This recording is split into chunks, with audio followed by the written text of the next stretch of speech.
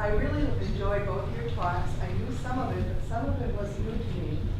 Do you have, and I variously took notes, but do you have any of this written down somewhere that we could get some of these briefings? The complaint and the answers are all on a website. And is it, I'm trying to see who. WisPolitics.com and the Wheeler Report.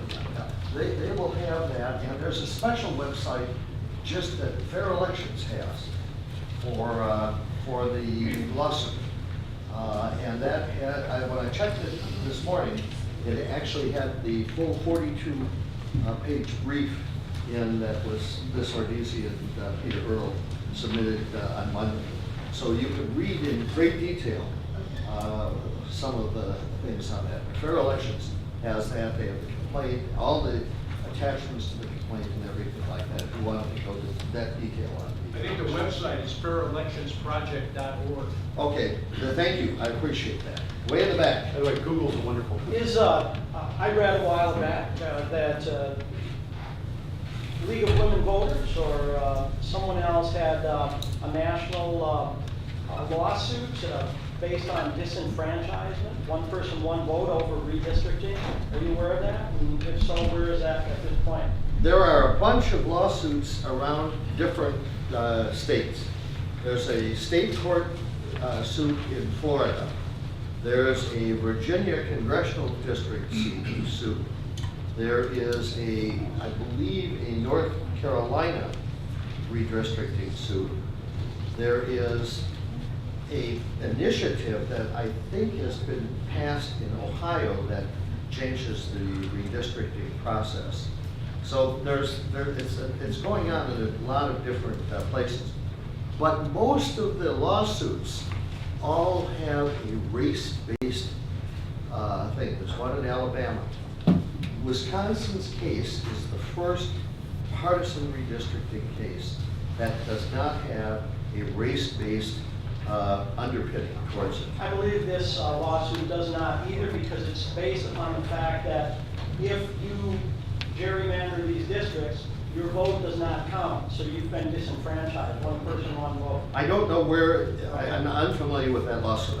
As far as I know, when I went to the National Conference of State Legislators, they said, watch Wisconsin, this is the first partisan redistricting suit that's working its way up. So as far as I know, we may be the only one at this point. Well, by the way, the same organization that's doing the Wisconsin suit is also doing the same thing in Rhode Island, where they did it just the same thing for Democrats. Yeah. And by the way, if you look at Illinois, I mean, they've gerrymandered Illinois in such a way that, you know, a dead Democrat will beat a live Republican. And all those things. And it's just, that's the nature of the beast. I think the question was, when we started the lawsuit, we met with our funders, and the decision was made to do 3 suits.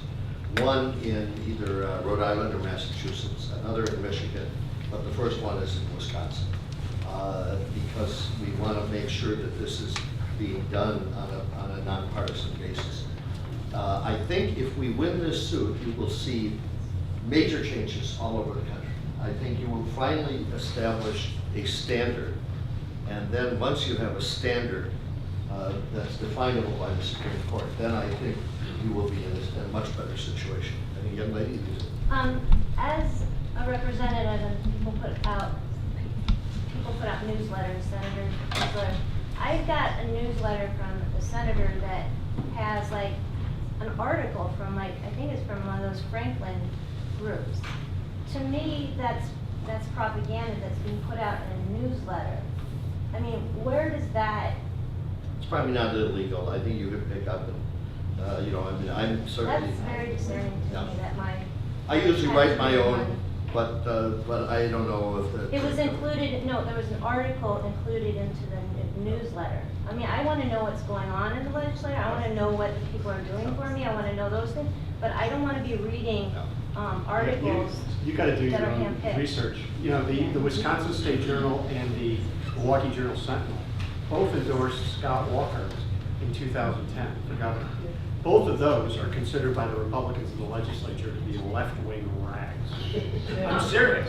So that's why they go to the Franklin Center. There's something called Wisconsin Watch, and they also have, what's it, Media Trackers. That's another one. And it's just, it's something out of the 1930s, you know, in Stalinist Russia or Nazi Germany in terms of the propaganda. There's no attempt to even be objective. But I'm saying this is Senator Kapanga sending out a newsletter to constituents that has articles in it It's that nothing are illegal. slanting towards. It's freedom of the press. And Freedom of the press. He claims that all the other media is biased towards liberals. So, I've got one lady back there and then a lady back there. How long do you see this process taking? I know you mentioned that you don't see any changes taking place before the next election, but do you realistically see winning this issue and then having redistricting done in time for 2018? well, it has to be done for 2021. I will say this, that if we win this lawsuit, and under some circumstances, it could even occur next year.